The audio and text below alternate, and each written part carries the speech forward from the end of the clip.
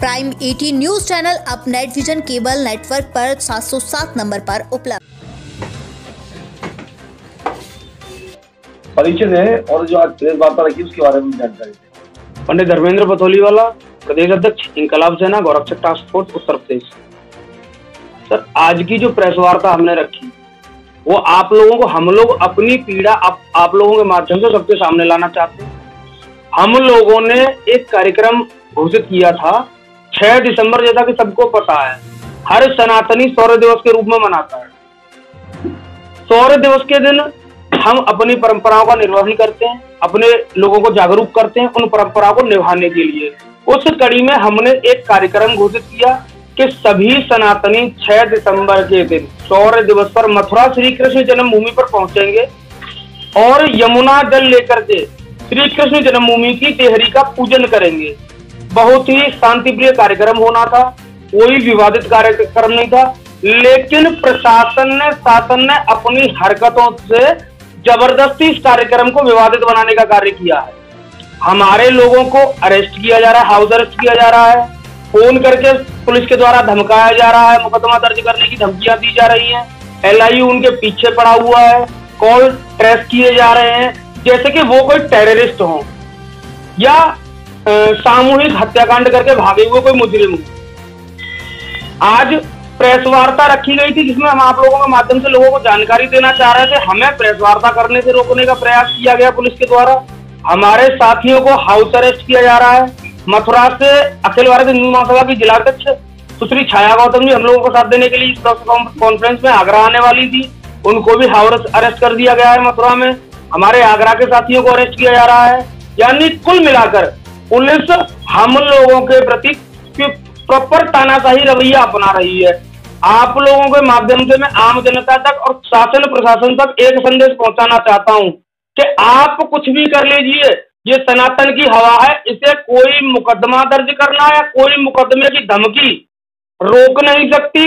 हमारा मौलिक अधिकार है सनातनी होने के नाते कि हम कभी भी किसी भी मंदिर पर जाकर पूजा कर सकते हैं। प्रशासन को क्या विवादित लगा? क्या हमने ये बोला था कि जन्मभूमि पर जो शाही ईदगाह मस्जिद है वहां जाकर जलाभिषेक करेंगे? ऐसा तो कुछ नहीं बोला था जो विवादित हो।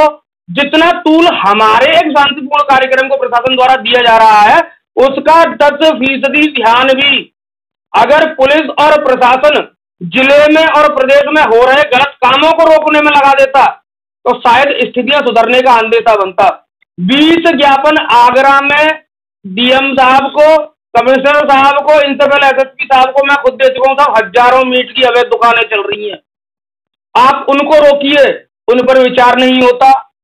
20 ज्ञापन एक एक अधिकारी को मैं दे चुका कि साहब आपकी पुलिस खुले आम शराब के ठेकों के पास में जो दुकानें होती हैं उनसे 7,000 रुपए महीने, 6,000 रुपए महीने, 4,000 रुपए महीने चौथ उठा रहे हैं, उन्हें परमिशन दे रहे हैं खुले में शराब पिलाने का।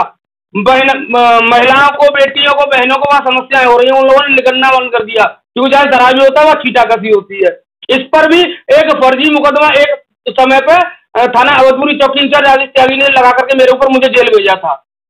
उसके बाद जो लाइसेंस बन रहे हैं मीट की दुकानों के, उन पे मानकों का पालन नहीं किया जा रहा। पुलिस को सूचना देने के बाद भी गौतस्करों के ट्रक पास हो रहे हैं। गौशालाओं में जो सरकारी धन से गौशाला चल रही है वहां गौवंश की मृत्यु हो रही है, लापरवाही हो रही है।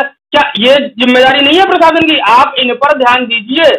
हम हमारा मौलिक अधिकार का उपयोग कर रहे हैं, आपको उससे समस्या हो रही है तो आपके माध्यम से यही कहना चाहता हूं कि छीन पड़ी जो धर्म धरोहर, ये बात मैं इसीलिए कह रहा हूं कि इस कार्यक्रम को जो हम शांतिप्रिय करना चाहते थे प्रशासन ने जबरदस्ती टूल देकर के विवादित बनाया है। तो मैं अब आपके माध्यम से प्रशासन को चेतावनी दे रहा हूं कि छीन पड़ी जो धर्म धरोहर उसको वहीं सजाएंगे और जहां पर जन्म हुआ माधव का मंदिर वहीं बनाएंगे। अंतिम बात मैं कहूंगा आप लोगों को, उसके बाद खत्म करता हूं कि जुल्मी कब तक जोर करेगा सत्ता के गलियारों से, चप्पा चप्पा गूंज उठेगा इंकलाब के नारों से।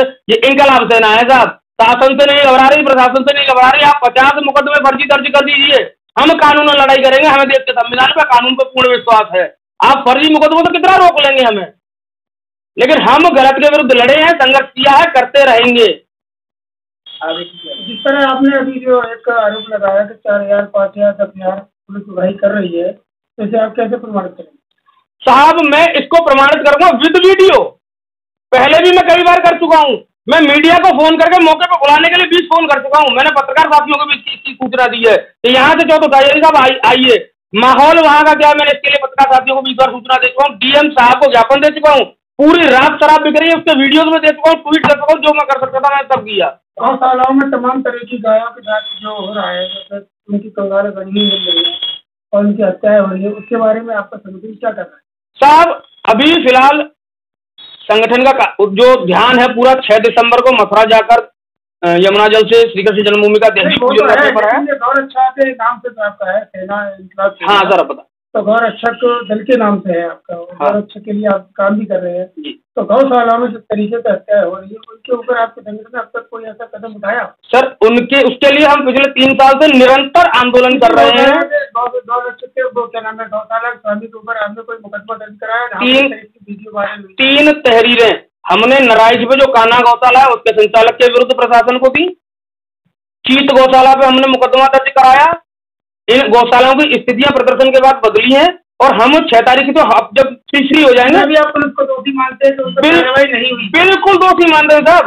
लाल फीतादारी चल रही है, इतने दाम आए नहीं कि बिल्कुल काम खत्म। अच्छा, कई हिंदुवादी संगठनों पर ऐसे इल्जाम लगे हैं और कई लोग जेल भी गए हैं, चीजें उगाही करके गाड़ियों को पास कराते हैं। कई लोग प्रशासन ने जेल भी भेजे।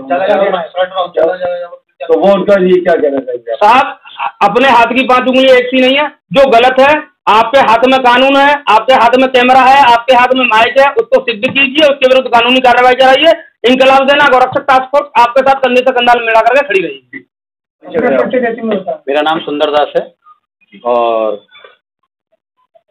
अब हमारा 6 दिसंबर को एक कार्यक्रम है मथुरा कृष्ण जन्मभूमि पर जाके जल अभिषेक करने का।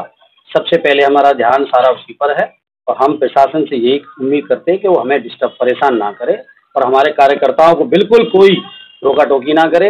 हम वहाँ जाएंगे, शांतिपूर्ण प्रोग्राम करेंगे और 6 दिसंबर को प्रशासन ने किसी भी तरीके से हमको हमारे कार्यकर्ताओं को रोकने की कोशिश की तो उसका प्रशासन स्वयं जिम्मेदार होगा। जो भी कुछ होता है, हमारा इससे ज़्यादा कुछ कहना नहीं।